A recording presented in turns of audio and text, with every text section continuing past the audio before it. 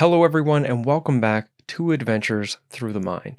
I'm your host, as always, James W. Jesso, and this is a podcast that explores topics relevant and related to psychedelic culture, medicine, and research, always with the underlying question of how can we work with and through our psychedelic experiences to become better people, not just for ourselves, but for all those with whom we are nested in relationship. This episode is going to be about complex post-traumatic stress disorder, also called cPTSD, as well as the climate crisis and how our guest, Greg Wrenn, managed to heal his cPTSD through coral reefs and ayahuasca. A former Stegner Fellow at Stanford University, Greg Wrenn is the author of Mothership, a memoir of wonder and crisis, which is an evidence-based account of his turning to ayahuasca and endangered coral reefs to heal from complex PTSD. Mothership was actually awarded the Brittingham Prize in Poetry, which is pretty cool. His work has appeared in or is forthcoming in the Huffington Post, the New Republic, Al Jazeera, the Rumpus, and elsewhere. As an associate English professor at James Madison University, he weaves climate change science into literary studies. A student of ayahuasca for 5 years, he lives in Shenandoah Valley. I don't actually know how to pronounce that. He lives in the Shenandoah Valley with his husband and their growing family of trees. We're welcoming Greg onto the show to explore his experiences with complex post-traumatic stress disorder and how it was that his exploration of coral reefs and his journeys with ayahuasca turned the tide on his lifelong struggle with the condition. Additionally, as both his experience and healing from complex PTSD is intertwined with his journalism on climate science, we also explore how the ecological and psychological effects of the climate crisis weave into our personal and collective experiences and expressions of trauma. Enjoy.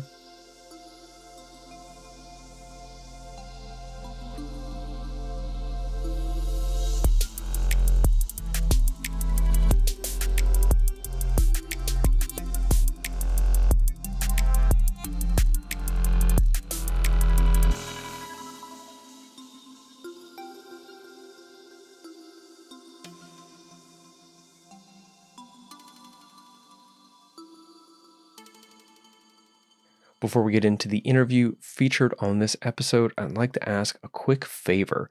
If you are enjoying the show, please do hit the subscribe button wherever you're checking it out, be that on Spotify, iTunes, Deezer, YouTube, etc. And if you are on YouTube where these episodes are available in video, hitting the like button would also be very helpful, as every time you hit the like button, it tells YouTube's algorithms to recommend it further out to other people. So take a quick moment, hit the subscribe, especially if you're enjoying the show, and I very much appreciate you doing so. And without any further ado, here's the interview. Greg Wrenn, welcome to Adventures Through the Mind. Oh, so grateful to be here. So, now you didn't know I was going to ask you this, so I'm going to start it off before I even present your book and just tell you that there was a moment of personal excitement when I was reading Mothership. And that was when you were talking about E.T., the extraterrestrial. Mhm. And you mentioned E.T. was one of the prevailing mythologies of your childhood, and the other one was Star Trek. And Oh, absolutely.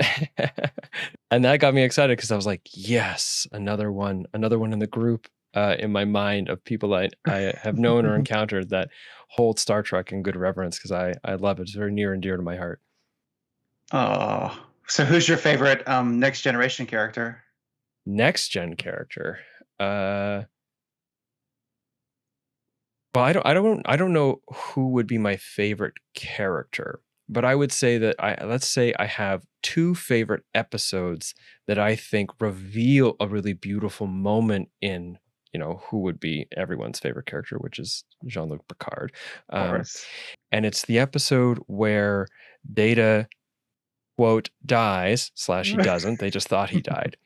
And Picard, that's like a close friend of his, and he has to like hold it together for the entire crew as the captain and show like we just must continue on. But you could see it's just like he's just so riddled with grief, but he has to just hold it together. And it's like the next episode or the episode after that, which is where he's holding the emotional load for Spock's father, Sarek, because Sarek is suffering from like Vulcan dementia and can't contain his emotions. So they do this mind meld where he just processes all of Sarek's like greater amplitude than humans experience, all his emotions, so that Sarek can stay in logic for this like meeting. And you just see Picard like Beverly Crusher holding his hand, and he's just like bawling in just so much pain and grief and sadness. And those two together just feels like, I don't know, something around masculinity and Yeah. like, and just really beautiful for me. And I every time I've seen the Sarek episode, I cry. I can't help it. It's just so moving for Oh. me. So that'll be my response to who my favorite character is. Oh. Well, I mean, yes, I think my favorite character is Captain Picard also. And I think that I mean, the book is called Mothership, but really, Jean-Luc Picard was my father.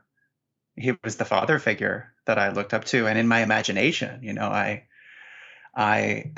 kind of, I guess, imagined it's sometimes almost like an alternate life with him, like being on the Enterprise. I think I was probably secretly jealous of Wesley.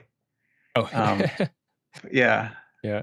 So yeah, he's a real inspiration, a hero, in addition to E.T. Right. But we'll leave ET aside because people who want to get Yeah. into reading Mothership, which I have my copy right here. I see the copy on the back of your Hey, shelf there. hello.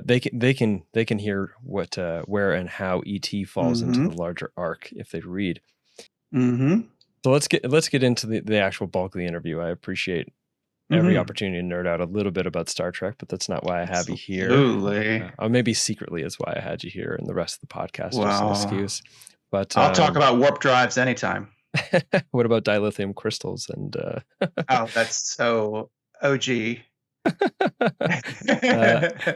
anyway, so Greg, you are the author Yeah. of Mothership, a memoir of wonder and crisis, a book that explores your journey with cPTSD and seemingly, at least by the end, coming to some level of substantial healing through the journey you went on in relationship to coral reefs and ayahuasca, which is a wild pairing. I have not seen yet, anyways. So, and we're also connected through Rachel Harris, previous guest on the show, and someone whose Oh, work I look up to quite a bit. So it's nice to have yeah. you here.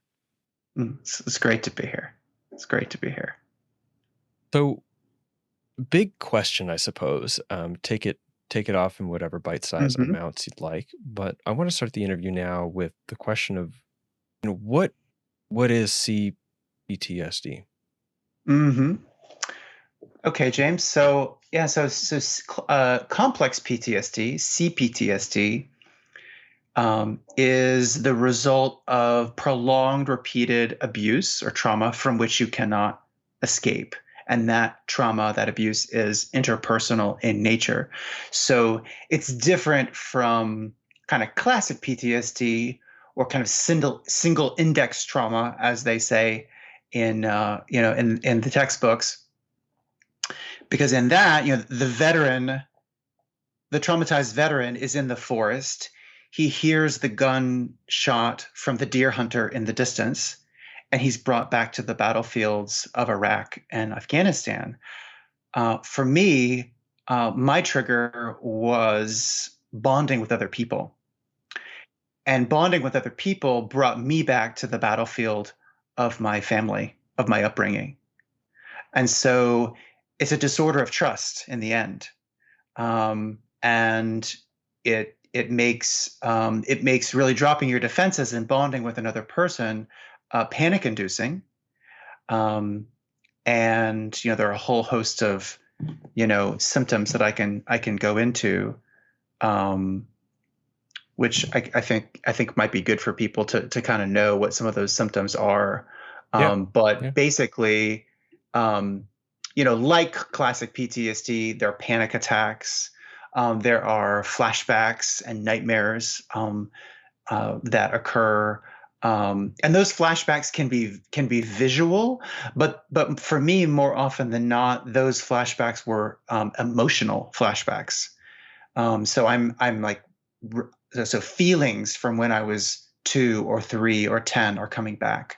Hypervigilance, which is a classic PTSD symptom as well. So chronic anxiety, intense feelings of just being on edge. As I said, cPTSD is a disorder of trust.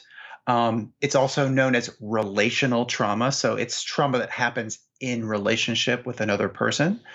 And so this persistent distrust of others, difficulty feeling safe with others. I mean, it's uncomfortable to be around people sometimes, or often for a lot of people. But being uncomfortable is different than like truly feeling unsafe and having your alarm bells be going off when you're in a very benign kind of social situation. Persistent sadness, depression, suicidal thoughts, emotional dysregulation, so not being able to control your emotions. Sometimes that can manifest as explosive anger. A big one would also be dissociation. So just the feeling of not being real, of being disconnected from yourself and your feelings. And for me, it was also just this chronic sense of being dirty, of being worthless, of being broken, irreparably broken, worthless. And then actually, because I know we're going to be talking about the climate crisis a little bit today, the environmental crisis, and these are actually related symptoms, loss of faith, right? Or a sense of hopelessness about the future.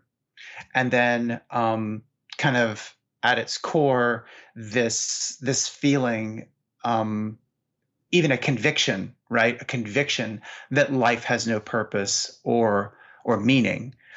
So those are some of the symptoms, and I should say another big symptom is addiction, compulsions, compulsive behavior. And why do people with cPTSD struggle, and PTSD? Why do they struggle with addiction? They struggle with addiction because that is their system's best attempt to feel better, to keep the traumatic memories and flashbacks at bay, and to just sort of kind of try their best to feel okay in the world. And so with complex PTSD, there's something called annihilation panic that can come up, which is actually related to I think a feeling that comes up sometimes for people in psychedelic experiences, where but for someone with cPTSD, annihilation panic is the feeling that you are going to disappear, that you're going to just turn into this scream. It's really hard to put into words, but it's like you almost become this black hole. But it's not during a psychedelic experience. It's when maybe you've been dating someone and they just disappear.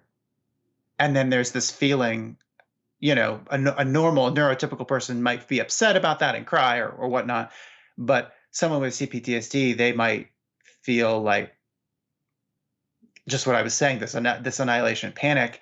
And so the only way to come out of that annihilation panic, almost like a defibrillator to the system, is what's been called a major jolt to the body. And so that could be alcohol, it could be sex, it could be drugs. But this kind of compulsive behavior it also is a best attempt to get out of this black hole and become a person again. So that kind of gives people a sense of what cPTSD is, what complex PTSD, also known as developmental trauma, or again, relational trauma, because it's all about that relationship you had when you were a child that with your caregiver that was so traumatic you could not leave. And so you have a working model about humanity based on that experience, based on those years with that caregiver. You have a working model of what humanity is all about. And so how could you trust anyone? And when people learn a little bit more about my backstory, they might understand why, it's been really hard to trust people. So Mm. that's kind of an overview of it. Mm. Yeah, excellent. This is a process level. There's a gain on the back of your mic. Can you turn it Mm-hmm. down ever so slightly? Mm-hmm. The top knob. So you turn it, Is that better? yes. Is Yes, that better? Or it should I do is. it more? No, that's good. That's good. Okay, great. Because it's when you get it, the way that it was set, you're redlining when you're talking Uh, past, like mostly not, but then you're redlining, and so it sounds crackly. got Uh, it. right. Okay. So, um, so thank you. All right. Thank you for that description. You spoke to you spoke to a number of the symptoms and sort of pointed out how you would experience them. I'm Mm-hmm. wondering, a condition like this, any kind of Mm-hmm. mental health condition, any kind of medical condition, Mm-hmm. doesn't, there's the symptoms and how they come up, and then Mm-hmm. there's the impact. So a disease state is truly not just what's happening in the body or in the mind. It is also how that what happening in the body and mind impacts one's life, their ability to Mm-hmm. live in the world, their ability to sustain relationships, etc. And each person, overall, there might be some categories, some generalizations, some sort of common characteristics, but it'll look different in every person's life, unique to that person. Right. Um, how did your cPTSD manifest for you in your life? Mm. It manifested for me in a lot of isolation. Manifested through a lot of isolation. Um, I won't get into this too much on air, but people can read more about it in my book. But definitely compulsive behavior. So compulsive behavior. I definitely was, I'll just leave it at this, kind of married to my smartphone and married to certain websites, and um, and in the process really put myself, in meeting strangers. I think people can read between the lines. In meeting strangers, really put myself in danger. Really put myself in danger, and I talk about this in the book. And so it was very hard to be in relationships with a lot of depth and vulnerability because they scared me too much. I kind of went through the motions of it. Like I could show up for 2 hours at a party and be on, and then I would want to run home and get back on my computer, right? And I know a lot of men struggle with this, and it's something that's really hard. But yeah, I think from the outside, I looked like someone who was really successful, and by some measures, I was and am really successful. But that involved me being alone a lot, right? That involved me isolating from people, and in between acting out, I would um, I would work on a book, or I would do things to get accolades, I guess you could say, because I'm a writer, I'm a professor. Um, so I think that it looked like a lot of isolation.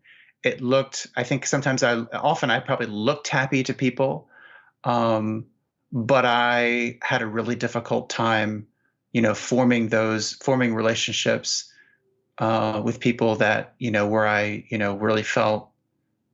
really felt seen and heard, because a lot of bizarre things happened to me as a kid. I'm not special in that. A lot of people have abusive, childhoods. They come from families that are not exactly a good match for them. And so, there's nothing, I'm not special in that by any stretch of the imagination. But it was a very bizarre childhood, and you can't go around telling people that. And so I always, even, I'm a gay man. I came out when I was in high school, but I didn't really come out, like I didn't come out and tell people what had happened to me as a kid. Um, and there were people that I confided in about it. But it was like, if people only really knew the depths of my mortification, the depths of how I've been humiliated, they wouldn't want to be my friend. And so they got a kind of cartoon version of myself. And so it was, The version that you felt would be most accepted, the version that you felt like yeah, you needed to yes, be in order for people to think you were valuable, worthy of yes, their a friendship. clown, I could be wise, I could be a clown, I could be, supportive in the moment. I was a very good listener because I didn't like to talk a whole lot. Um, Now I like talking more. But So it was really hard. But it also looked like, but there were also, I guess, having CPTSD, there's some superpowers that come from that. Like, like I'm really good at meditating. I'm really good at being alone. I like being alone. And I think that, going on these silent meditation retreats in my 20s and 30s, they really prepared me for psychedelic experiences, which I didn't grow up even smoking pot. I didn't really even start smoking pot until I was in my 30s. I've never really drunk alcohol. Like, I just, so meditation really prepared me for my first psychedelic experiences in my late, in my late 30s. And so that was also a really good kind of superpower that came from it. But yeah, at the end of the day, um, often I felt more like an open wound than a person. And I'm using the past tense. Mm. Yeah, so I'm sure we will get to that. Yeah. So I mean, I think anyone listening recognizes that, you know, uh, trauma of any variety is going to be difficult to resolve. But from what I understand, complex PTSD, there's like a extra level of complexity there because it's so oftentimes associated to events that happened prior to even being able to turn on, declarative or explicit memory. They're just so buried into one sort of nervous system and sense of self that they don't even have a time or a place that they existed, or the series of events that seem to propagate it started before series events could even be recalled. um, and so because of that, no place no time means any place any time, and it can be very difficult to get to the root of or to heal.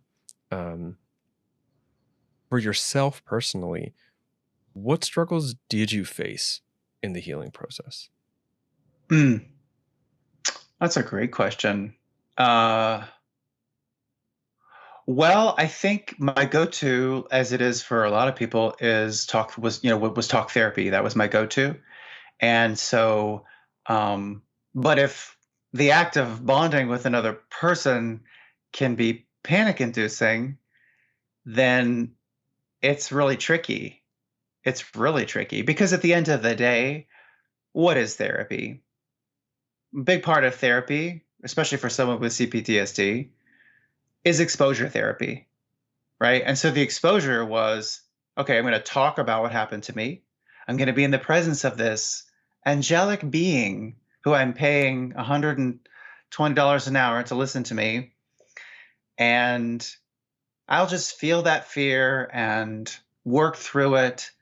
And eventually I'll stop my addiction and I'll feel okay and I'll learn to trust again. I'll have that corrective experience that they were so hell bent on giving me. Oh, exactly as the textbooks describe, right?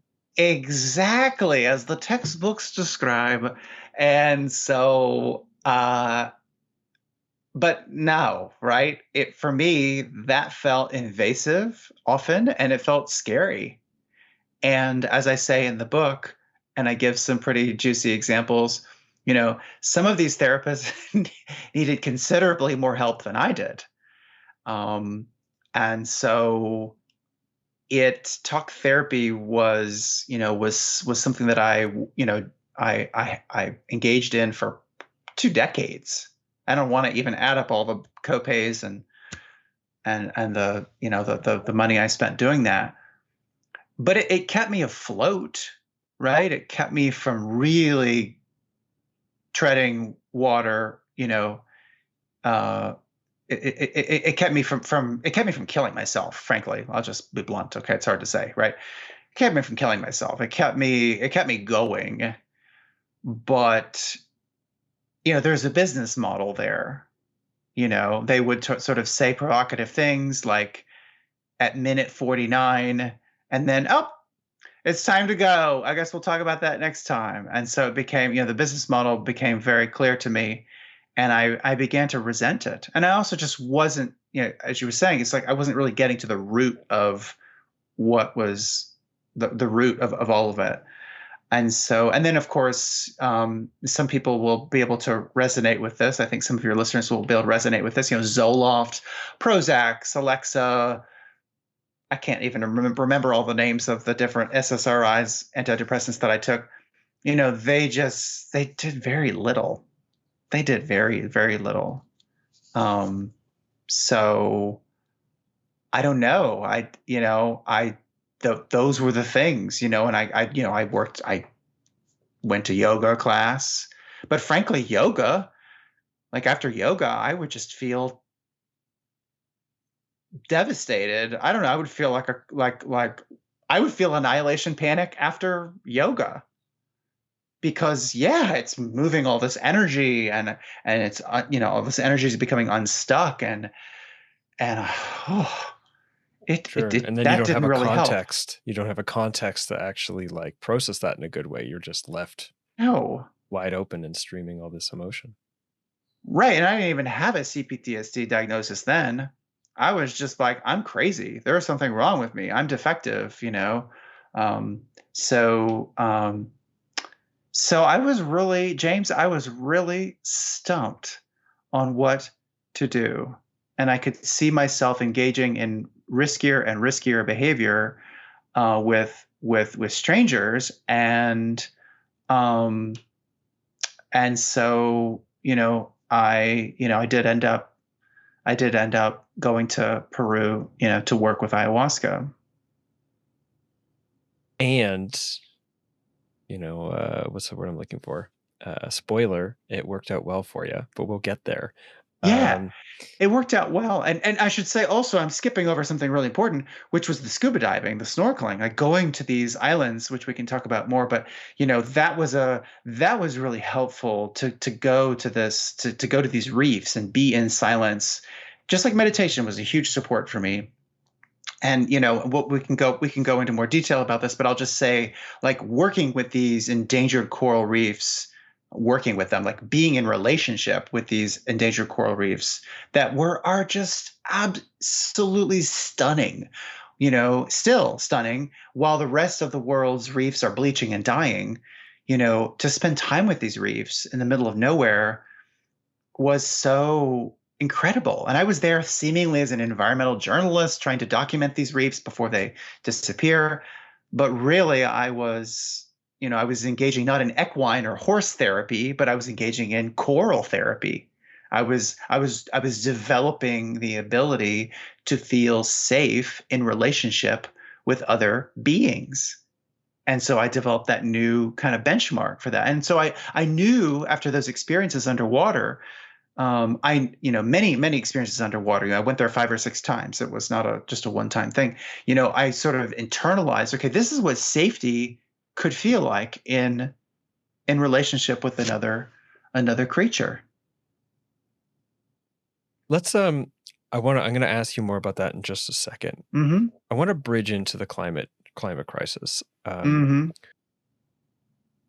How do you feel your personal experience of trauma? I'm just going to say trauma now instead of the mouthful of cPTSD. Um, Right. I how know does what you your got it? mean. How did your personal experience with trauma and how it Yeah. was sort of like showing up in your life and in your Mm-hmm. work?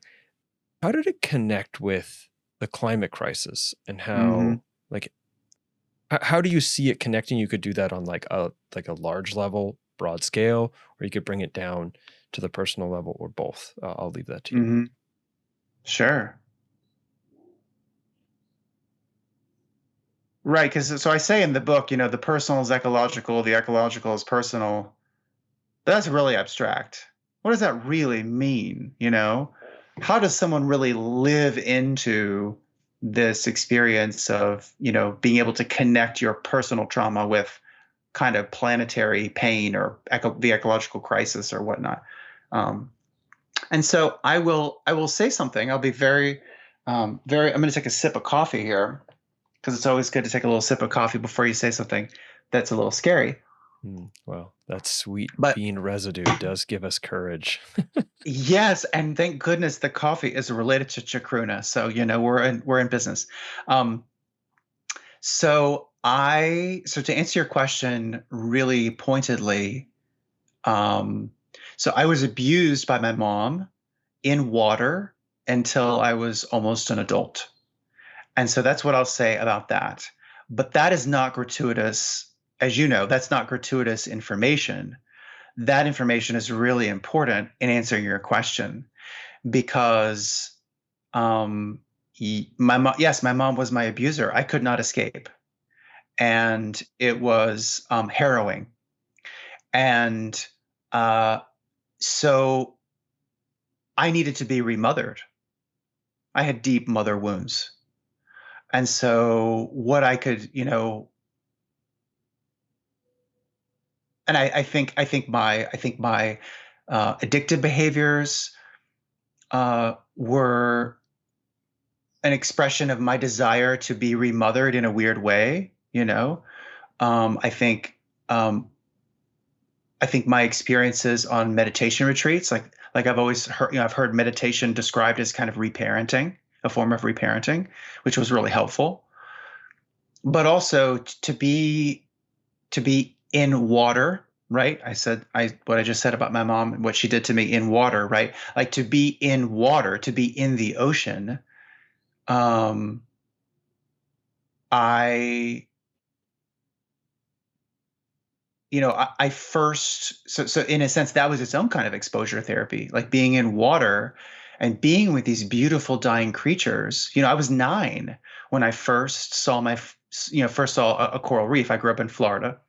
A lot of Canadians come down, I know, to our state, and so I was 9 when I snorkeled my first reef, and those were beautiful dying um, ecosystems even at that time, and no one said that they were dying. I don't think anyone even knew they were dying, but I knew they were dying. And so and I was, I'm holding hands with my mom. My family is we're all underwater together snorkeling. And so, neurons that, wire together, somehow for me, the sadness I felt at those reefs, being in the presence of these beautiful dying creatures, and the pain that I felt growing up in my family, that got intertwined for me somehow, some way.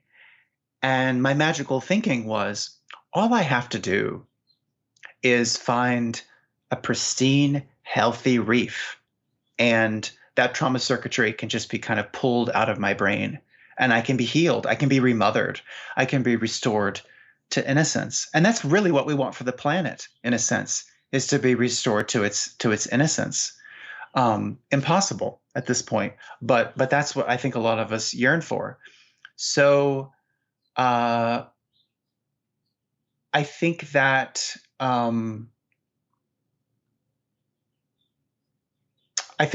so going to Raja Ampat, going to these islands in Indonesia that are so remote, that shelter the most biodiverse reefs in the world and some of the last intact coral reefs on the planet, being underwater, I met Mother Earth face to face.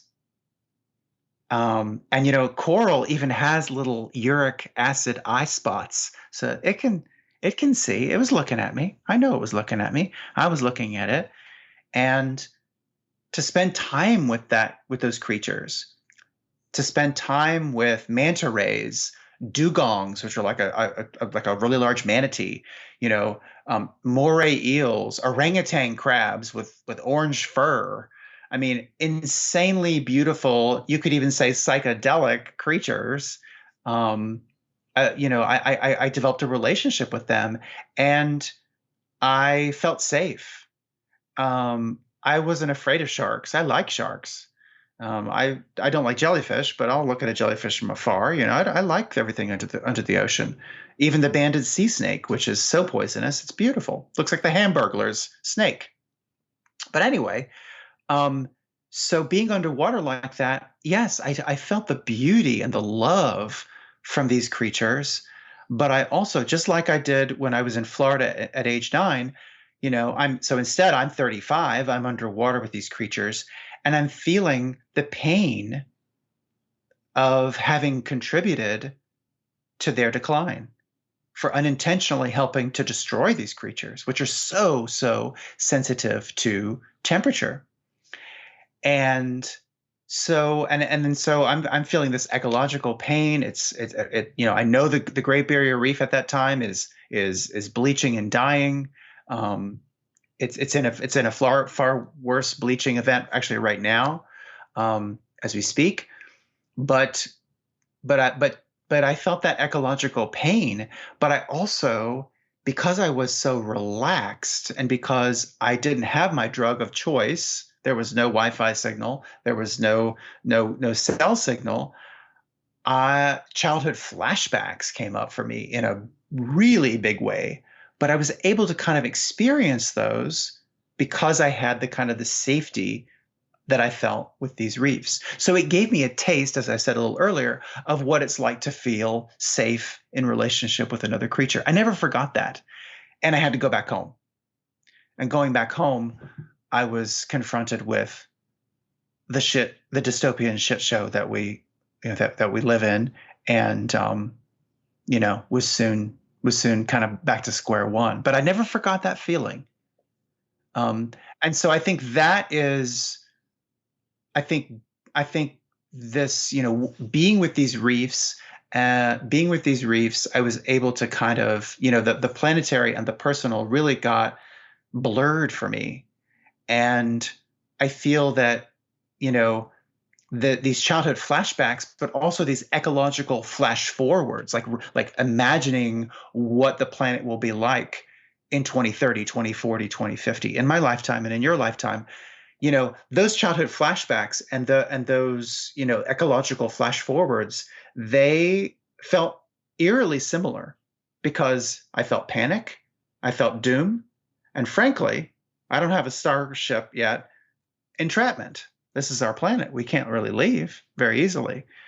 So, so those are some ways that, that my trauma kind of, you know, got me to maybe understand the ecological crisis and feel into it. But also, we live in a society that is so divorced from nature. And when you're that divorced from nature and that divorced from your body and divorced from elders with true wisdom, when you're that divorced from common sense, which is what the situation I think that we're in right now, there's going to be psychiatric problems.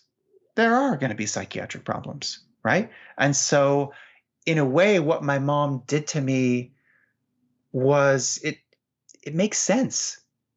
Like, she was she was trying to clean me, right? She was trying to purify me. And in a way, that's kind of what we want to do to the planet, you know? And so and in a way, I see, I see my family, or really any family, or any aspect of our culture, as being a kind of a microcosm for the larger climate crisis, right? So it's gimme, gimme, gimme. And we see that in abusive situations. We see that in with people with addictions, you know, they're unable to stop the gimme, gimme, gimme. And the carbon industrial complex that we've created in our culture, that too is gimme, gimme, gimme, and it will be our Right. undoing. Traumatized and traumatizing, the way that you mentioned it. It's Mm-hmm. like so disconnected Mm-hmm. from the living world that there's no sense of the amount of abuse that's happening to the living world while they gimme, gimme, gimme. Exactly. Yeah. Exactly. So those aren't sort of, those are, it's like when I think about the ecological crisis, it helps me better understand my trauma. And then when I think about my trauma, it's also a way into understanding, like when I remember myself as an addict, I was kind of a, you know, I'm kind of a microcosm of the larger system of 8 billion people, all trying to, to all wanting more, and because that's the dopamine. That's how we're wired. So I think that you know I feel that my mom's abuse of me really gave me, in some ways, it was the greatest blessing of my life, because not only did it prepare me to be underwater to meet Mother Earth face to face, right? But it also led me to meet Mother Ayahuasca, Madre Ayahuasca, and ayahuasca itself, like that. I think of that as an eco sacrament. I think of that as an activator of ecological conscience, and so that too enabled me to, the next morning after a ceremony, hearing the illegal loggers in the Amazon going at it in the forest, like, you don't forget that. The rainforest saved my life. Mother Earth saved my life. And so I feel very passionate about, I guess you could say Mother Earth healed my personal trauma. And so now I feel compelled to reciprocate and try and ease the planetary suffering, the ecological pain that's going on. So, a lot of ways to get at that question, and but it's something that's it's really near and dear to my heart. It's really thinking about, this, the humanity and culture, excuse me, nature and human culture. Like, we really need to blur that distinction, and we also need to blur the distinction between personal and planetary trauma, because what is planetary trauma but the sum of all the injuries that all these different beings, many of whom are not human beings, are experiencing? Like, it's the sum of that, I think. So, um, so it's a great question. I think I might even write a second book just to say more about it. This podcast is brought to you by listeners like yourself via the platform Patreon, an online hub for creators to develop relationships with people who enjoy their content and to, as a consequence, be able to earn a living doing so. Without my patrons and their voluntary financial and relational involvement with this show, I would not be able to continue giving the hours and attention necessary to make it the best possible show for all listeners, including yourselves. So, a big thank you to my patrons on Patreon for helping to make this show possible, especially the people whose names are listed on the screen here on YouTube or in the description to this episode, wherever you're checking it out. If you are not yet a patron and you've been finding value in this show, I invite you to please become a patron by signing up at patreon.com/James W. Jesso. Signing up as a paid member would be absolutely amazing, and I thank you so deeply for doing so. And if you'd like to just be able to be in the know on what I'm doing without having to put in any financial energy at this time, then you're welcome to become a free member as well. both of which are much appreciated. And again, you can do so by heading to patreon.com/JamesWJesso, links to which will be in the description of this episode, wherever you're checking it out. Now, back to the interview. Well, I like that you started moving towards upwards towards a more sort of general scope near the end there, and I want to stay up there Mm-hmm. for a couple of Mm-hmm. minutes. Sure. This is a question that has two sides. It's something like, what is your thoughts on how the climate crisis is affecting, like directly affecting the mental health of people, personally and collectively? And the other side of the question is, you know, what do you feel is the role, the impact that being in and connected with the living world plays in our mental health, in our well-being? Mm-hmm. Like how is the damage harming? How is the being with healing? And obviously we can Mm-hmm. flip those and see them as contributing to each other. Exactly. But that's the two sides of the question. I'd love to hear your Yes. thoughts on that. Absolutely. So I think the weird kind of the weird situation that we're in is that many of us, again, I'm not special. A lot of people are doing this. They turn to nature for healing. And yet, as they turn to nature for healing, nature itself is in need of healing. So um, that's not the sort of Henry David Thoreau kind of transcendentalist John Muir way of thinking about things. I don't think it's there's really something very reciprocal there. And so I'll say in terms of how the climate crisis is affecting people's mental health. Um, I mean, I think that the chemicals in our water and in our air, um, and the microplastics in our water and in our air and in our food, um, probably the 5G signals from Wi-Fi, um, the list goes on and on. Like there are actual environmental, there's actual pollution, you could say, in our environment that is causing our brains to be, it's not helping our mental health. It's affecting our brains, it's affecting our bodies, it's affecting our microbiome, right? Just the crap that people eat. Like 90% of our serotonin is produced in our guts. And if you're like the average person eating junk, that's not good. Of course you're not happy. Of course you're anxious. And then we've got TikTok and all this other crap, that's on our phone. And so it's, yeah, I mean, I think our environment right now, in the broadest sense, like the human environment that we live in, is so it's making us crazy. It's making us crazy. We're not meant to live. It's like our genes and kind of our evolutionary heritage and our habitat, which is largely 90% indoors, with all the things I just named, all the pollutants and things, like that's a gross mismatch. That's not what we need. And also we're so alone, where we need tribes. And so I think that I think that the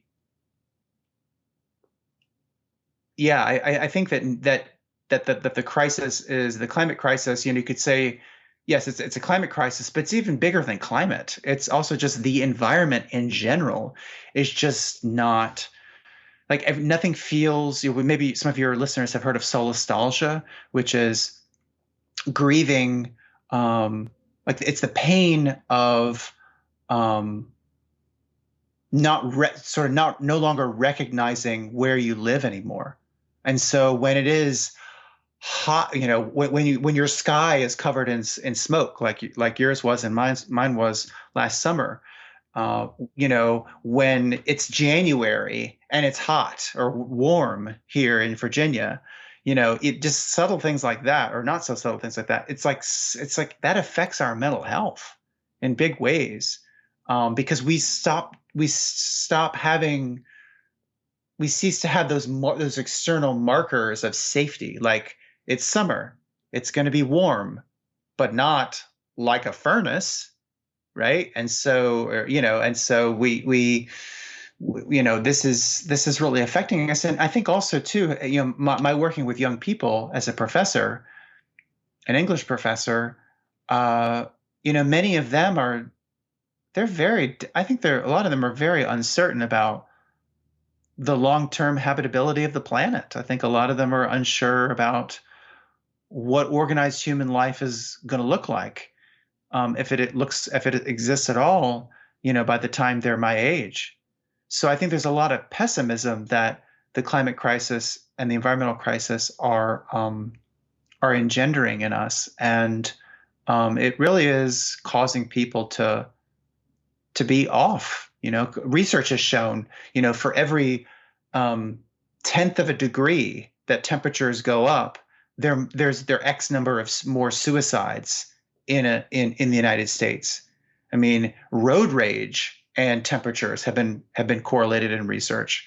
I mean, it's the links between the environmental crisis and the mental health crisis, I think, are much stronger and much more robust than anyone can imagine. And just sort of having good vibes and keeping your vibe high, um FaceTime with grandma, and or whatever. I don't know.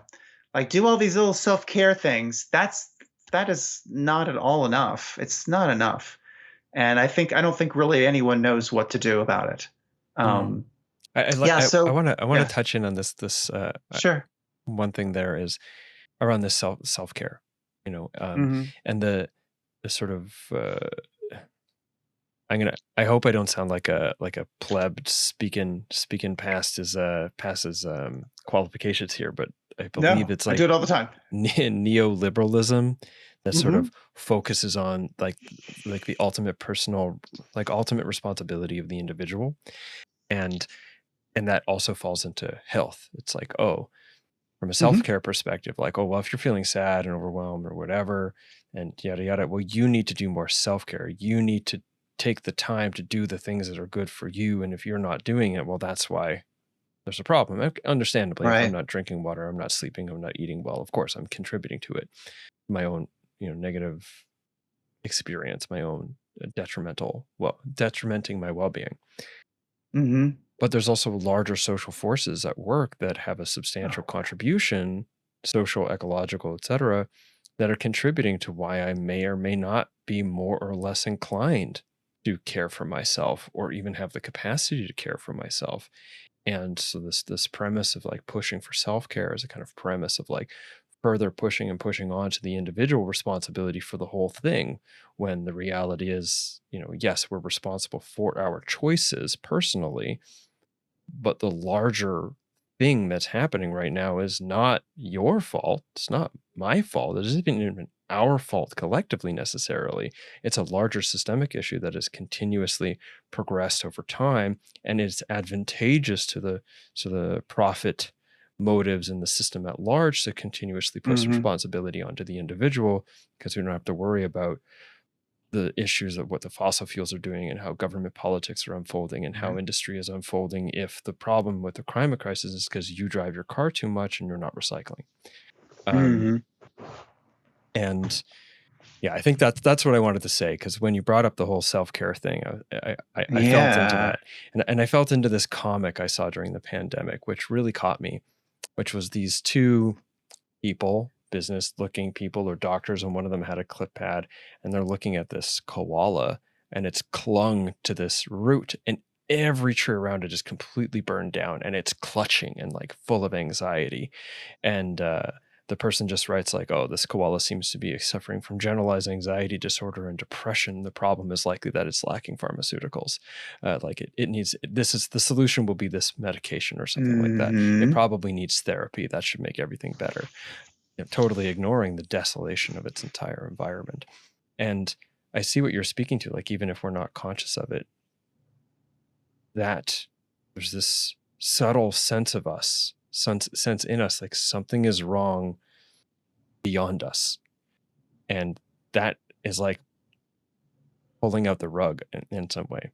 And even, Mm-hmm. sure, maybe the idea that the planet won't be habitable for humans and, somehow generations, maybe that's an unreasonable proposition because we can make it as habitable as we need it to be.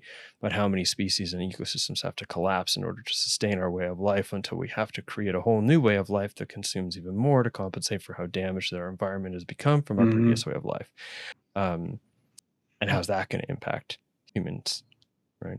Mm-hmm. Whew, wow, I felt like I was Yes. processing something there. Whew, pardon me. James, yes. I mean, what you're making me think about this somewhat ridiculous concept of the personal carbon footprint. Like, like many people, most people don't know this, but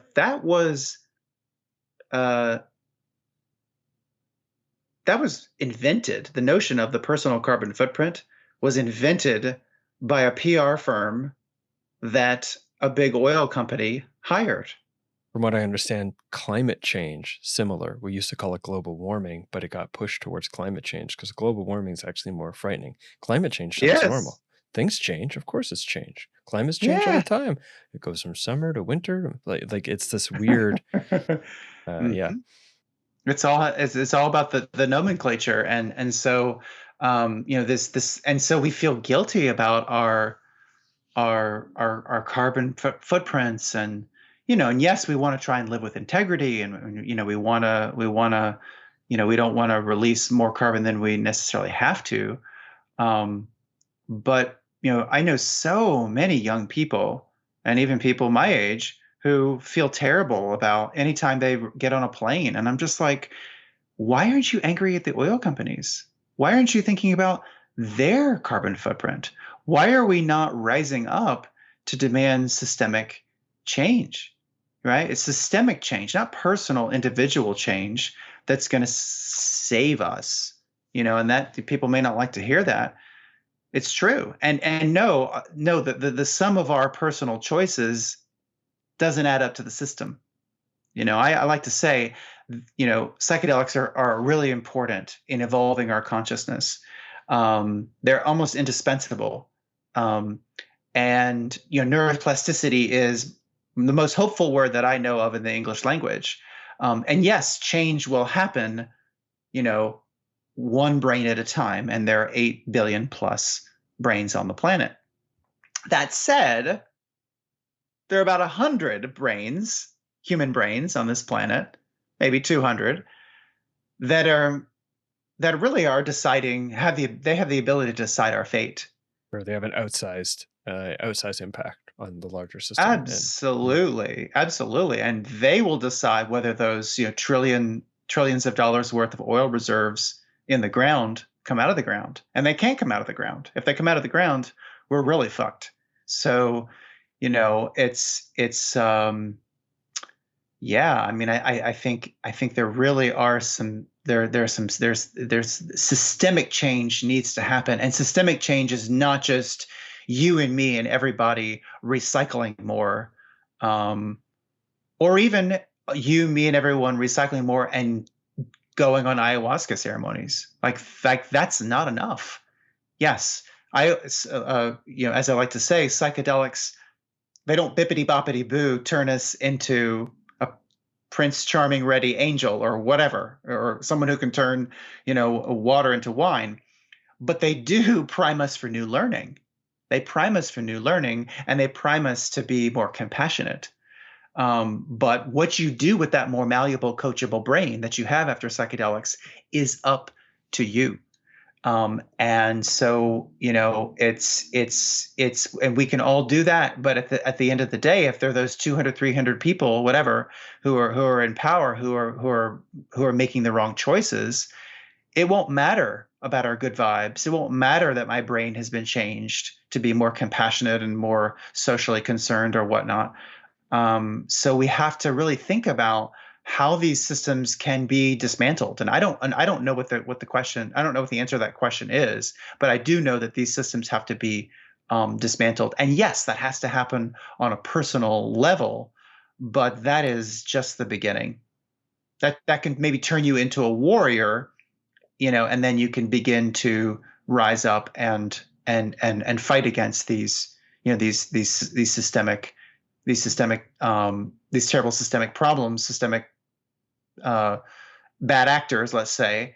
Um, and that's really that's part of why I wrote this book. Is, I'm not necessarily someone who goes out and protests, but writing this book is my attempt to kind of sound the alarm and say, hey, like, there's a whole other way to think about this. And we need to think about, yes, about our individual choices, but we also have to think about systems, and we have to think about the collective and think more like a collective instead of as sort of neoliberal lone wolves, having their self-care evenings by driving through Taco Bell or whatever.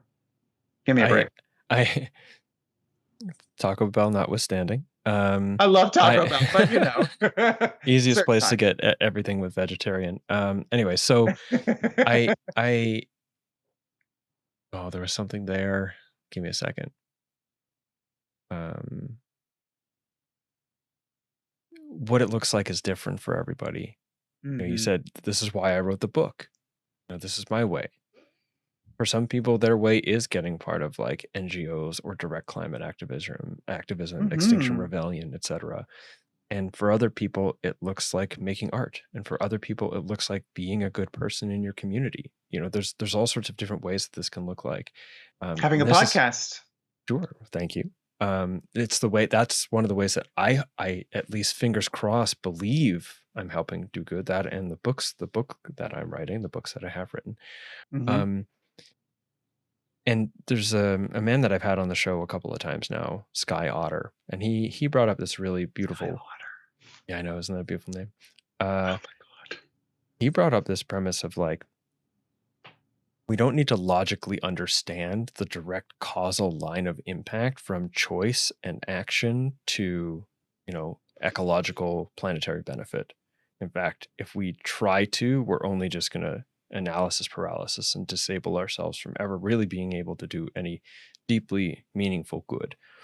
What we need to do is like whatever whatever we need to do to get deeply in contact with ourselves such that we feel what it is to live in alignment with life. Hmm.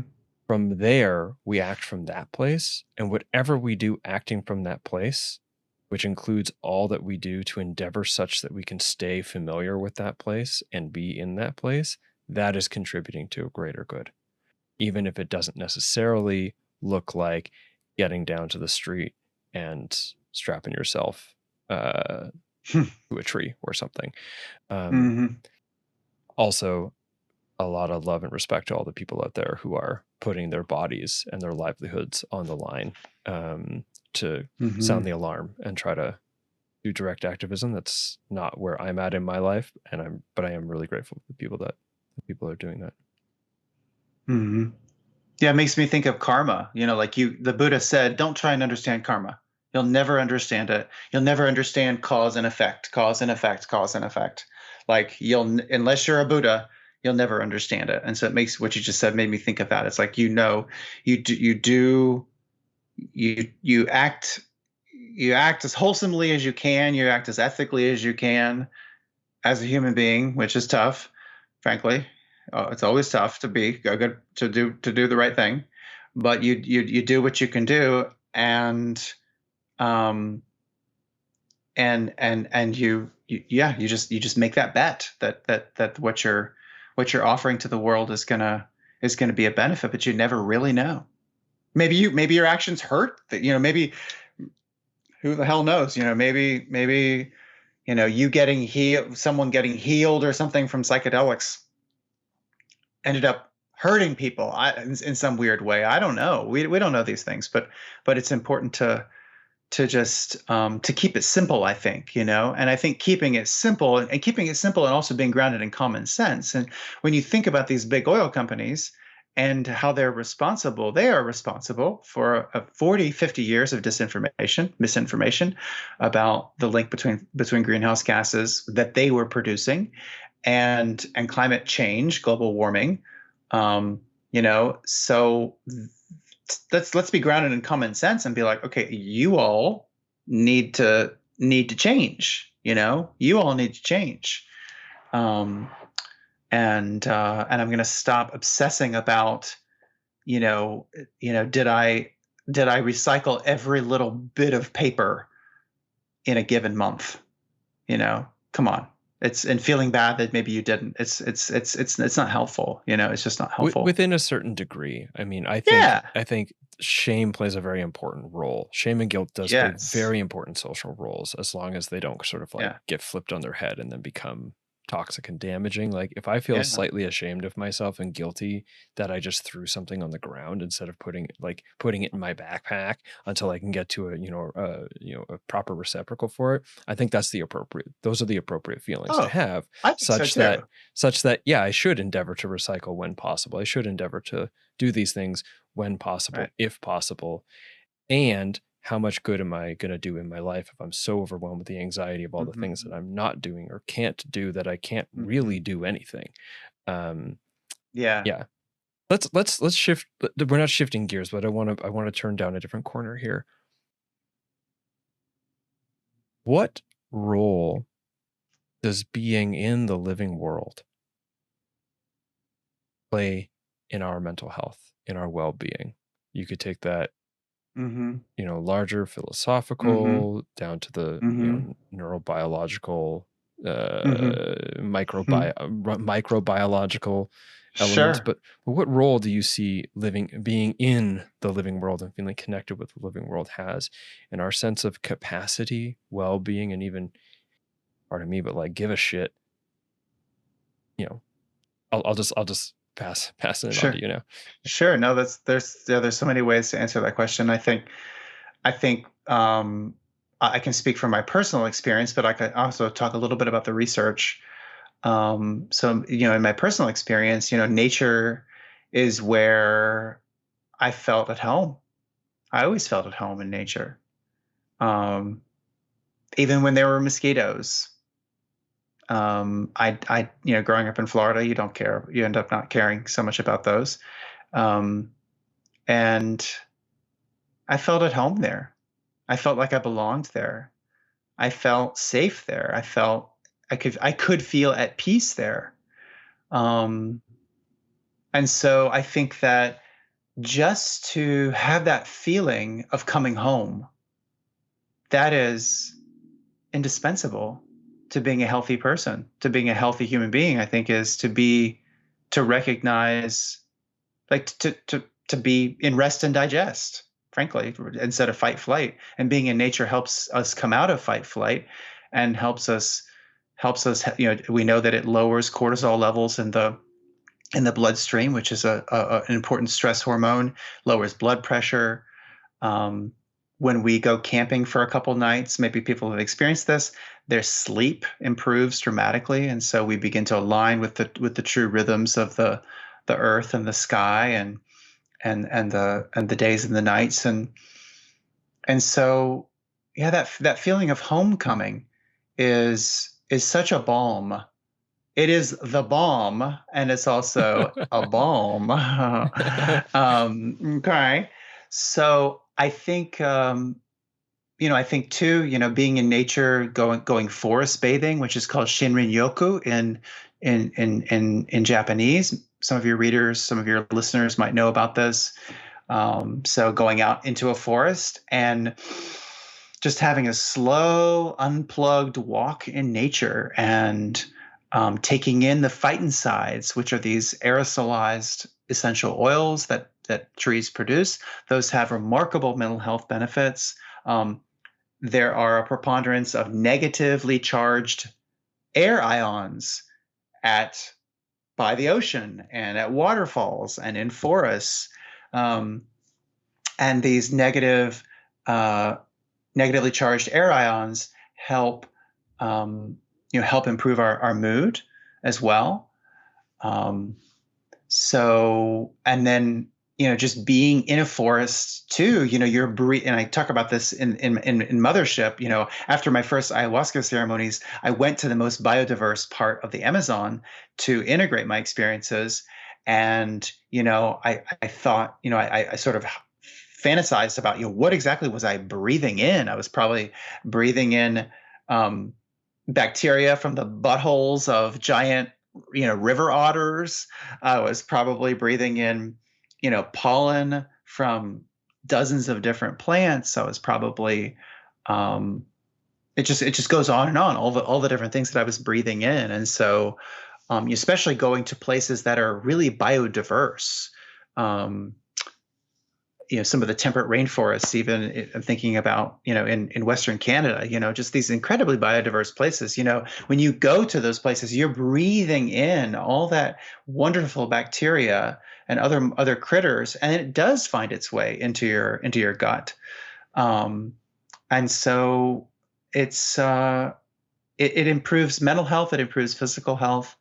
Um, and I think too, just to circle back for a moment, when we're in nature, we we develop a relationship. Hopefully, we're developing a relationship with Mother Earth. And some people might think that sounds woo-woo or something, but humanity has known that they were children of Mother Earth for tens of thousands of years, probably hundreds of thousands of years. We've known this forever. And so that's not woo-woo. That's the truth. And the lie that our civilization embodies is that we can do it without her, or that we can control her, or we can just sort of live indoors for 93% of our lives, as the EPA says we do. We can spend our lives, eating crap, living indoors for 93% of our lives, and things will be okay. On a world with 13,000 nuclear warheads, I don't think so. Hmm.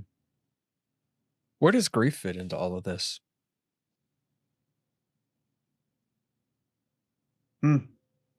There's a lot of grief, but I think that I've spent my life grieving. I spent my life feeling terrible about myself and regretting my upbringing and regretting the past, and so I hate to say it, but it's like I don't have time to grieve. I feel like I need to be working. I need to be talking. I need to be reading. I need to be doing what I'm doing right now, having this conversation with you. I can't be, I don't, right now at least, I feel like I don't have time to be sad But because I don't want to be immobilized by it. is grief and regret and Mm, sadness, mhm, are those synonyms for each other? Like in my mind, mm, grief contains those feelings, but grief mhm, isn't any of those things necessarily. And leaning into us, speaking of a lack of wisdom or lack of elders, leaning into someone who mm, I hold as an elder in my life, who I perceive as offering wisdom and literally wrote a book on eldering and wisdom. Um, Stephen Jenkinson, he has a line something like, um, grief is a way of loving um, that which has slipped from view. mm, Love is a way of grieving that which has yet to do so. And so when I hear you saying, you spent all mhm. this time in your It's life feeling beautiful. regret and so on and so forth, and now you're at a place where you're like, no, I need to show up to the world. I need to Mhm, contribute. I need to do. To me, these are acts of love, and that they're part and parcel with grief. mhm, If you weren't, you wouldn't be inclined to do these things if there wasn't grief for what's happening, right? mm. So that's why I That's asked a this. that's Right? yeah, that's really helpful. That's really helpful. No, I think it is because I think in grief it's like you said would you say something that's disappeared? What did you say? Grief is a way of loving that which has slipped from view. Yeah. Yeah, and I think some important I think some important things have slipped from view. I think some important things have slipped from view and slipped from view, and I think that, I mean, which is, I don't know, like a planet with a stable climate that's slipped from view. I mean, stable. I mean, yes, the Earth's climate has always changed, but this is different what we're doing, right? This is over historical time scales, not geological ones. So so that's gone. I mean, that a planet with a habitable planet, or a planet Earth, with the planet Earth with a stable climate, the climate that we evolved to thrive in, that's that's that that's nourished yeah. so much biodiversity, right? Like Yes, it's not yes, just that humans can survive. It's not just that the planet is changing. It's that it managed to exactly. change into this state that was like quite stable enough that a lot of life was able to express itself. And that's Hmm. being compromised predominantly by our choices. Not your choices or Yep. my choices, like we Hmm. talked about, Yeah, I know but what you our mean. Yeah, choices collectively. I agree with that. And so I think my work is, um, it's like it's like part of me, um, it's probably just in my soul, and I think a lot of people feel this, but especially having worked with psychedelics, you know, in my soul, like I remember when the earth was much more pristine. I wasn't alive in this incarnation, but in my bones and my cells and in my soul, I sort of remember what it was like before the fall, because the ancestors knew that. And the ancestors are in me, the ancestors are in you, they're in all of us. And so I think there's a great deal of grief there. If you using your definition, there's a lot of grief there, and it does propel. Um, it propels or compels us to undertake activism. To act, because compassion is the quivering of the heart in response to suffering. Yes, quiver, quiver, quiver. But there's also direct action, and so activist in the broadest sense, right? Taking action, and that's propelled by grief, and that's propelled by some remembrance of how things used to be, and an attempt to tip the scales back towards how things used to be, at least ecologically speaking. Hmm. Yeah, it's very Yeah. painful. Yeah. And painful enough that there's a number of things coming through my mind. One thing that's coming up, which is there is no time in my life that I feel the least effective. There's no time in my life that I feel trying to find a nice formulation here. Let me start from the beginning. The times in my life where I feel the least effective in anything I'm trying to do are the times in my life where I feel the least amount of space to grieve. Mm. It's almost like the more whatever it is that needs grieving is ungrieved, the more disabled I feel to actually show up to what needs to be done personally Hmm. and interpersonally and, socially, collectively.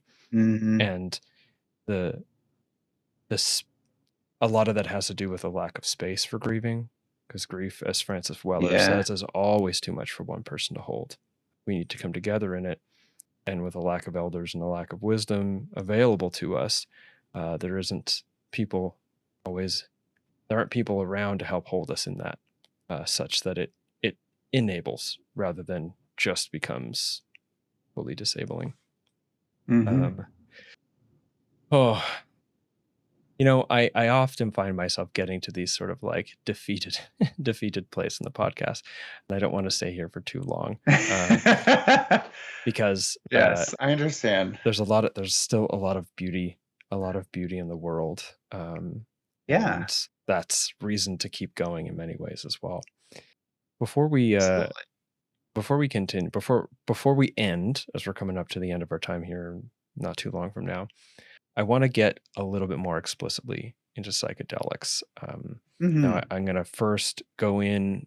You've already talked to it a bit, but I want to get a bit more into specifically where ayahuasca fit in the sort of journey of your healing PTSD, cPTSD trauma. Told myself I wasn't going to use the bumbling bit. Um, and then I'm going to ask you a bit more around what your sort of larger thoughts are with respect to psychedelics and the climate crisis. Sure. So, starting with the first question, can you give us a little bit more of a sort of flushed out sense of where and how your ayahuasca experiences sort of landed in your larger trauma healing journey, such that it seemed to have such a positive, effective result? Well, so cPTSD, complex PTSD, is also known as relational trauma, developmental trauma. Fortunately, given that cPTSD is relational, fortunately, when you drink ayahuasca, the attachment centers of the brain light up, and they light up just as they would when you're deeply bonded to someone, like a parent or a lover or a therapist, if you're that lucky.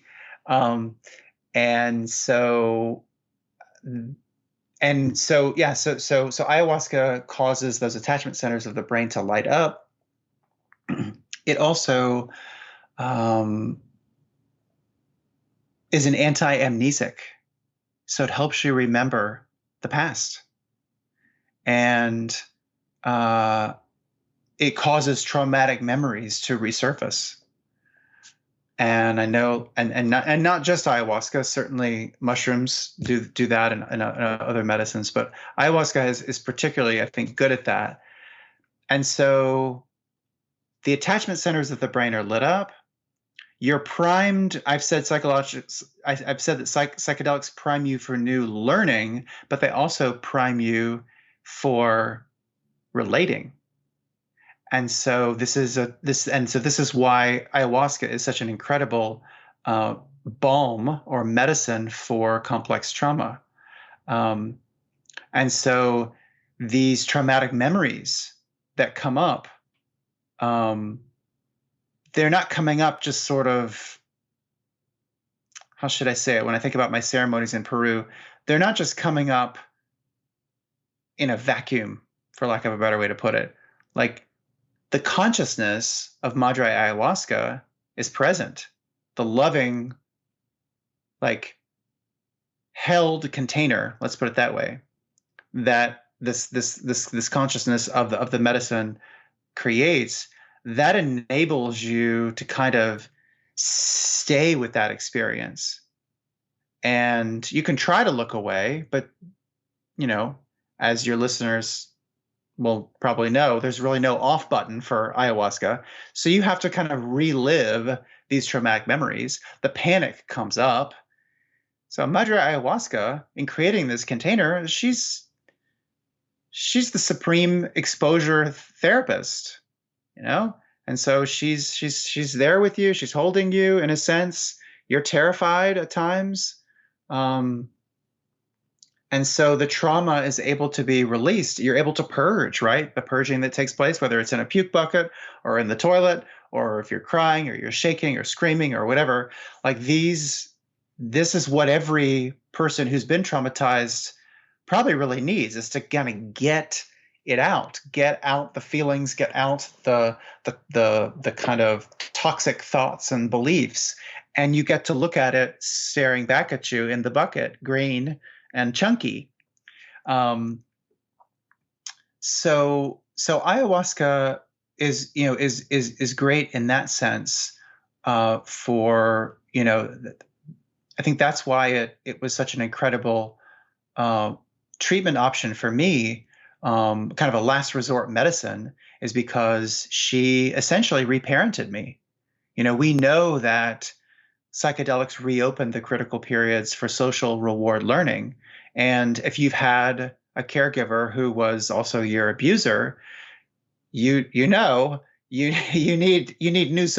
to relearn social rewards, because your first teacher in social rewards, your mother or your father, in those cases, they taught you social rewards that you don't want to embody any longer, that are probably leading you to feel miserable. So yes, the reconsolidation of traumatic memories is disrupted. The fear, the panic associated with those memories is dissipated. The fear response is reprogrammed over time as you work with the medicine. It's not just one time, but I've worked with it many times. And so, you begin to reprogram the fear response so that, yeah, I show up in relationship with other people and I'm uncomfortable sometimes. I'm anxious sometimes. I'm bored sometimes, but I'm not panicking like I used to. And so, I can say that Madre Ayahuasca reparented me. She um, she became, I guess you could say, my new mother. And just like we have that, these we internalize working models of our parents and bring them out into the world, and we listen to them even when we're 65 years old or 100 years old or 15 years old. Like, we hear the voices of those parents in a sense that are in our brains. Some of the things that they're saying are not so helpful. And it sounds Right? like our own voice. Yeah. And it sounds like our own voice, and we don't realize that it's our mom or our dad. And so ayahuasca kind of, in my experience, has replaced some of the imprinting that I got from my mom, and she replaced it with some of her own. And so I just don't do the stupid shit I used to do. I don't do the stupid shit I used to do because um, because I've learned something really different. I've learned a new way of being. I have Rachel Harris likes to call it, having a new benchmark for feeling loved. A new benchmark for feeling loved. That's what Rachel Harris says about what Madre Ayahuasca can give us. And also I should say, yeah, it's psychedelics are a control alt delete for the brain, but also um, they enable us to kind of return to this childlike brain. We get to regress in order to progress. And so I I'm very fortunate, as someone who experienced childhood trauma. I was very fortunate to be able to kind of, while on these journeys, regress into a baby, regress into a toddler, and be dependent on caregivers in a weird environment in the darkness, to be safe. There was a lot of kind of reenacting and kind of I think of ayahuasca as kind of a do-over for um, for our childhoods.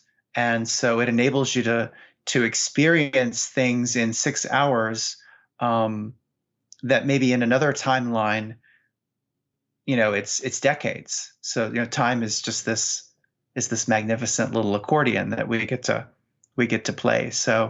Um, so yeah, I ended up bonding with Madre Ayahuasca, and in the process, bonding with the planet itself, the planet herself. Mm.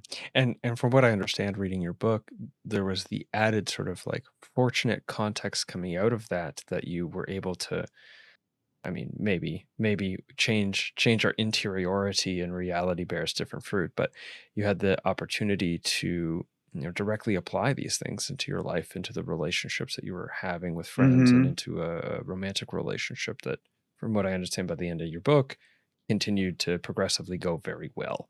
So that it wasn't just that, oh, here, got you healing, cool, ready to go. It was like, oh, great. Oh. Now there was this opportunity to actually like put your feet on the ground with these things, and change yourself and your life as a consequence.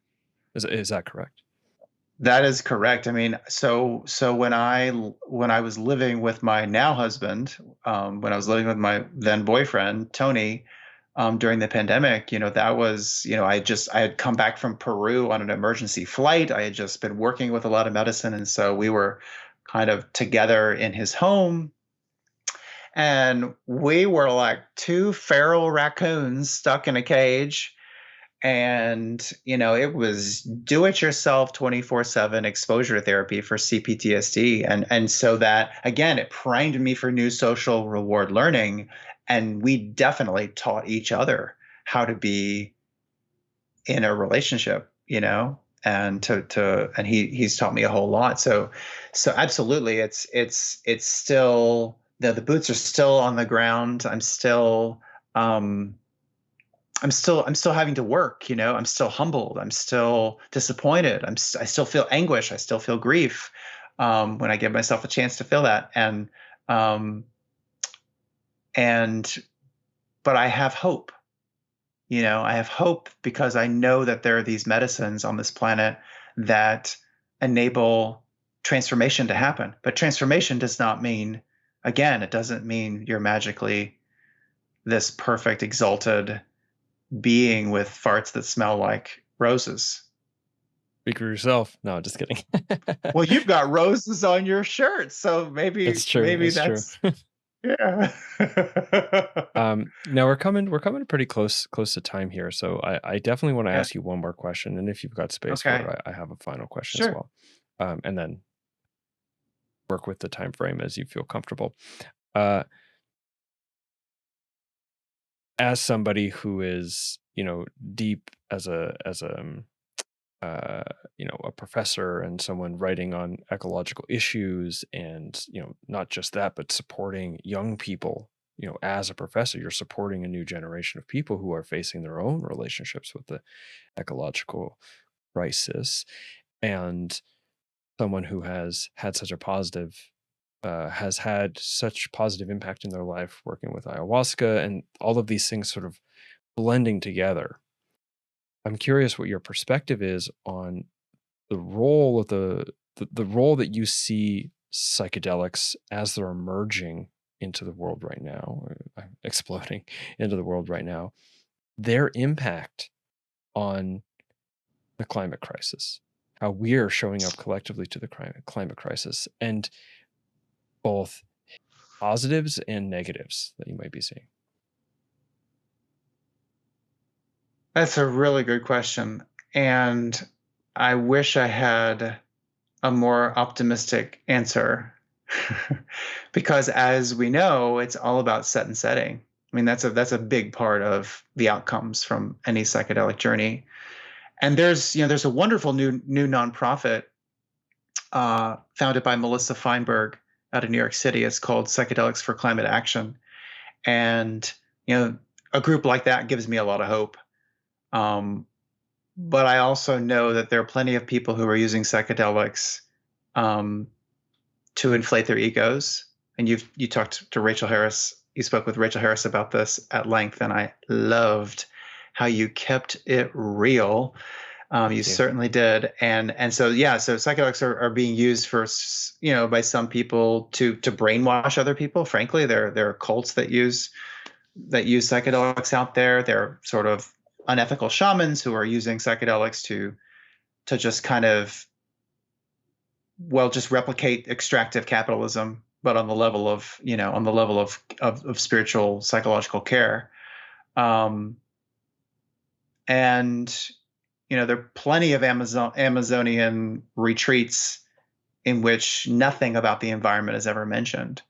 So I think that psychedelics have opened up a lot of people's minds about helping to save the earth. I don't know if enough people have have the right level of urgency that they should. I think people really need to think about, especially when they're using ayahuasca, think about the rainforest that it came from. Think about the indigenous cultures there who, as our planetary emergency unfolds, they are among the most vulnerable. And, we're benefiting from those medicines. And they are, and they need to benefit too, and they need to be protected, that these cultures. So I wish more was said in psychedelic spaces about reciprocity. I wish more was said in psychedelic spaces about, I know it's a dirty word to some people, but oops, social justice. Like you have to, if you're just drinking ayahuasca to get a new Ferrari or something, that's, I don't know. That's not how it's supposed to be used. That's never how it's been used. I don't think in thousands of years. So anyway, um, but I'm really heartened by some of the research into psychedelics that they do increase nature relatedness, right? I'm sure you've heard about this, and so they can cause us to feel an affinity with nature, a stronger bond with nature. And my hope is that even under the worst of circumstances in terms of set and setting, that folks are that their mindsets are shifting and they are thinking about consumption. But I will say again, not to be negative Nancy or anything, but the point of drinking medicine is not to drink more medicine.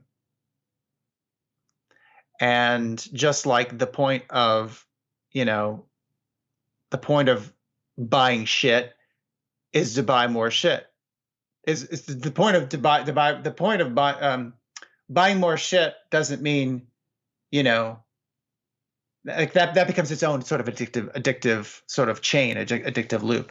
And so, consumerism is something that that's kind of been our undoing.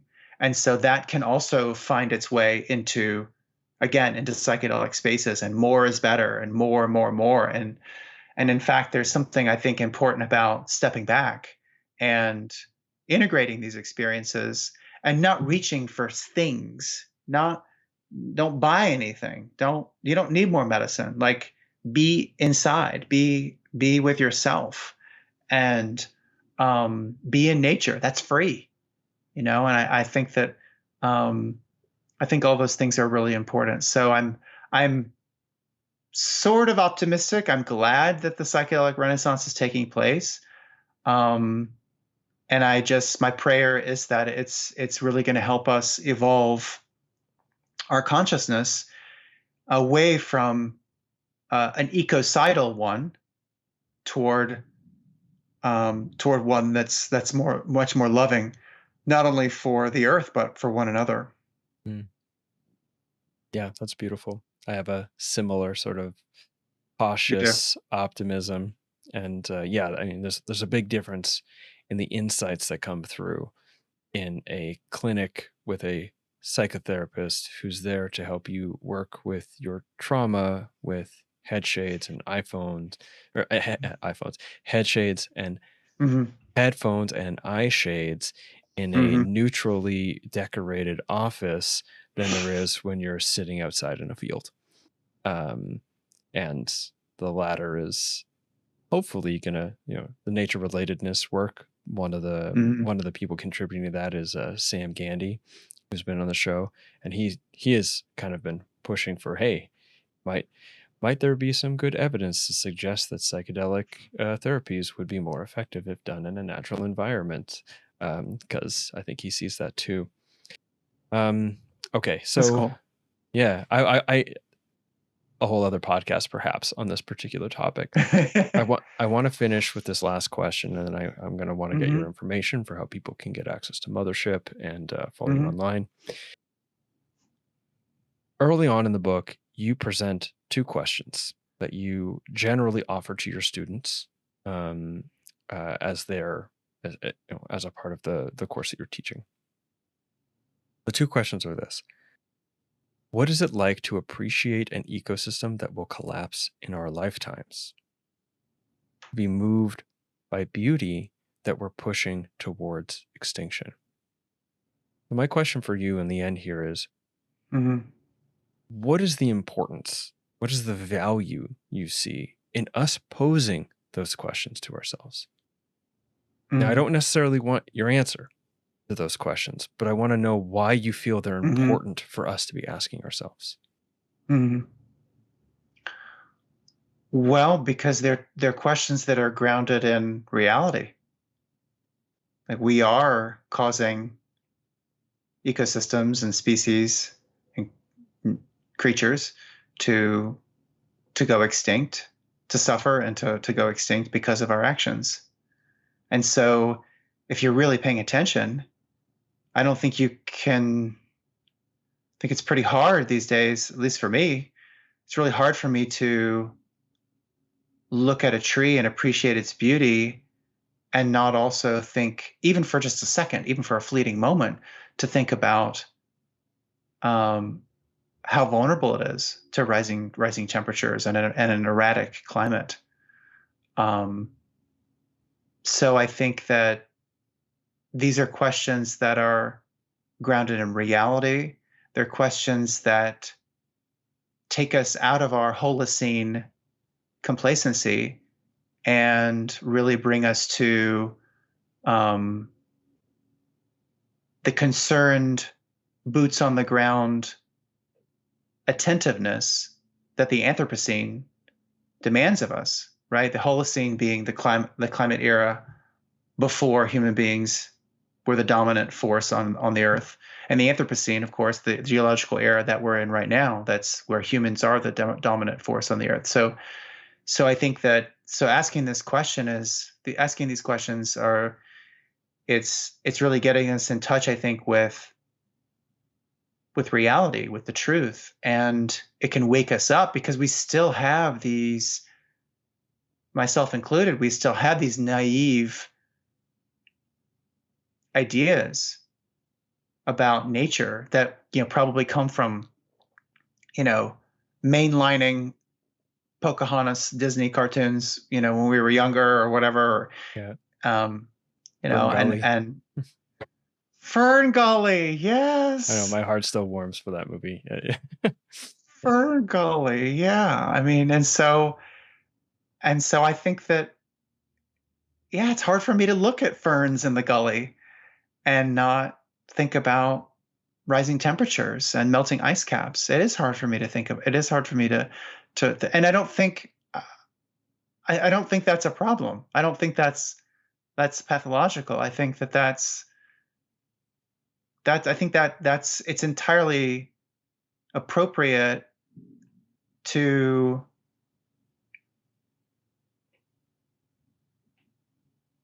sort of not know where the beauty ends and the terror or the fear begins. Where does the wonder end and where does the crisis begin?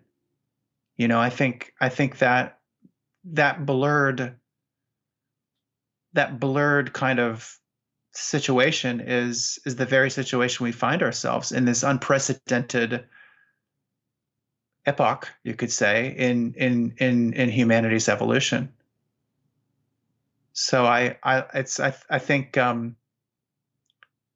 just like people with cPTSD need a major jolt to the body to come out of annihilation panic, I think that your run of the, I think we all need to have a major jolt to our conscience by asking questions like that, and to never forget that, time is running out. People don't want to hear that, but it is. And there's hope. And there's hope. Mm-hmm. So I'm the bearer of both bad and good news, pleasant and unpleasant news, when I'm teaching. Greg, where can people learn more about Mothership? Where can they follow your work? Where can they get a copy of your book here? Oh my gosh! Well, they can go. Um, they can of course find it online, Amazon, if they want to go that direction, or any other independent bookstore. They can find it.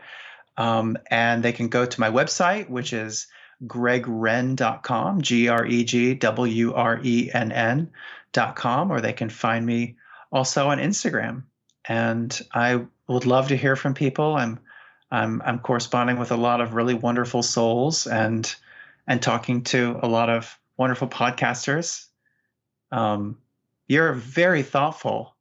You're Thank very, you. very thoughtful, and so I've especially appreciated this conversation. Thanks, Greg. Hmm. So have I. Thank you so much Good. for being on the show. I'll get really official here. Greg Wrenn, thank you so much for being on Adventures Through the Mind. I don't know Thank you, why I James had to Jesso. like puff my chest out or something, just to feel official enough. To It's share been the a roses. just remember there's also like moths with skulls. It's a very complex shirt, maybe Uh-oh. emblematic of the bearer of good and bad news that you wore just a Right. moment ago. Right. Um, but Those were let's not in Fern Gully. Yeah, no. those were not. No. Uh-oh. Oh, Ferngully. Okay. This is the end. Greg, thank you so much. Thank you so much, James. And cut. Okay, that was all for this episode of the podcast. If you enjoyed it, please do check out Greg's book, Mothership, a memoir of wonder and crisis, available at all major bookstores and online book distributing outlets. You could also follow him on the social media handles that will be in the show notes to this episode at jameswjesso.com. And if you're enjoying this show in particular and you'd like to stay up to date on episodes being released and other things happening in the larger body of my work that supports and is supported by this podcast, you can follow me on social media. But ideally, it would be best if you signed up for my newsletter. You can do so by heading to the link in the description here. You could also join the Telegram channel, which again is also in the linked in the description here. But if you would like to follow me on social media, you can do so at James W. Jesso, and on Instagram at ATTMIND podcast, at Mind Podcast. And I guess that's all. Thanks so much for tuning into this episode, and I'll see you on the next one. And until then, take care.